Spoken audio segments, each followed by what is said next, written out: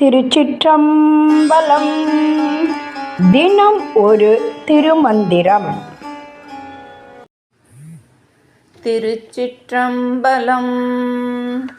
கூத்தன் கலந்திடும் கோல்வளையாலொடும் கூத்தன் கலந்திடும் கோதிலானந்தம் கூத்தன் கலந்திடும் கோதிலா ஞானத்து கூத்தனும் கூத்தியும் கூத்ததின் மேலே. திருச்சிற்றம்பலம். கூத்தன் கலந்திடும் கோல் வளை ஆளோடும் என்று தொடங்கும் பாடலை இப்பொழுது காணலாம். சகஸ்ர தளத்தில் ஞானக்கூத்தன் கோல் விளையாளோடு கலந்து நிற்பான். ஜீவர்களுக்கு கோதில்லாத ஆனந்தம் தருவான். சாதகர்களின் குற்றமற்ற தூய ஞானத்தில் அவன் கலந்து நிற்பான். பல வண்ணங்கள் கொண்ட சக்தியும் வெண்ணிற ஒளி கொண்ட கூத்தனும் மேல் நோக்கி நிமிர்ந்த அந்த சகஸ்ர தளத்தில் விளங்கி நிற்பான். கூத்தன் கலந்திடும் கோல் விளையாளோடும் என்று கூறுகிறார். யாரை குறிக்கிறது?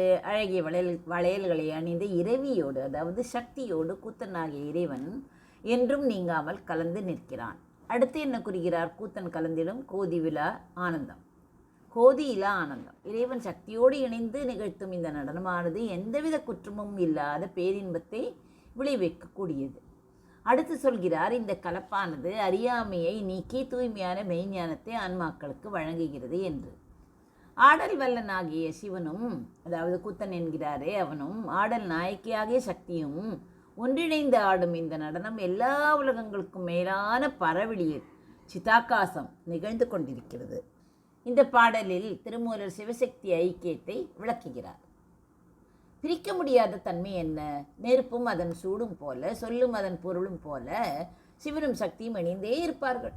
சக்தி இல்லாமல் சிவம் இல்லை, சிவம் இல்லாமல் சக்தி இல்லை என்பது நமக்கு தெரியும். இறைவன் ஆடாகவும் பெண்ணாகவும் அல்லாமல் இரண்டு தன்மைகளும் இணைந்த ஒரு பேராற்றலாக விளங்குவதை இது காட்டுகிறது. படைப்பின் ரகசியம்தான் என்ன? உலகம் இயங்குவதே இந்த ஆடல் இயக்கம் மூலம்தான். ஆடல் என்பது என்ன? இயக்கம். இதன் மூலம்தான். இறைவன் அறிவு, அறிவு என்றால் அந்த ஞானம் என்றால் இறைவி அந்த அறிவின் செயல்பாடு. அறிவு இருக்கிறது, அது வெளிவர வேண்டும் அல்லவா? அதன் ஆற்றலை எப்படி நாம் கண்டுகொள்வது? அதுதான் இறைவி. இவர்கள் இருவரும் இணைந்தே உயிர்களுக்கு இன்பத்தையும் வீடு பெயர்த்தையும் வழங்குகிறார்கள். இறைவனைப் போலவே இறைவியையும் இங்கே கூத்தி என்று திருமூலர் அழைக்கிறார். இது சமத்துவமான நிலையை குறிக்கிறது. அவர்கள் ஆடும் மேடை எதுவென்றால் அது நம்முடைய அறிவு அல்லது ஆன்மா. நம் உள்ளத்தையே மேடையாக கொண்டு அவர்கள் ஆடுகிறார்கள். புராண கதைகளில் சிவன் ஆடும்போது உமையவள் அதை பார்த்து கொண்டிருப்பார் என்று சொல்லப்படும். ஆனால் திருமந்திரம் காட்டும் உண்மை என்னவென்றால் சிவன் மட்டும் தனியாக ஆடவில்லை, சக்தியும் அவரோடு இணைந்துதான் ஆடுகிறார் என்று கூறுகிறார்.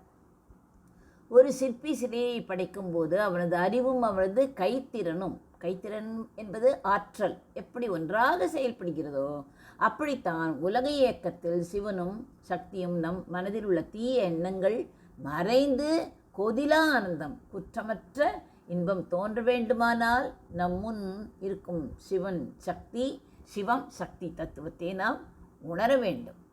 சுருக்கமாக சொன்னால் இறைவன் இறைவியோடு இணைந்து குற்றமற்ற இன்பத்தையும் ஞானத்தையும் வழங்கி எல்லாவற்றிற்கும் மேலான பரவெளியில் இடைவிடாது நடனம் புரிகிறான்.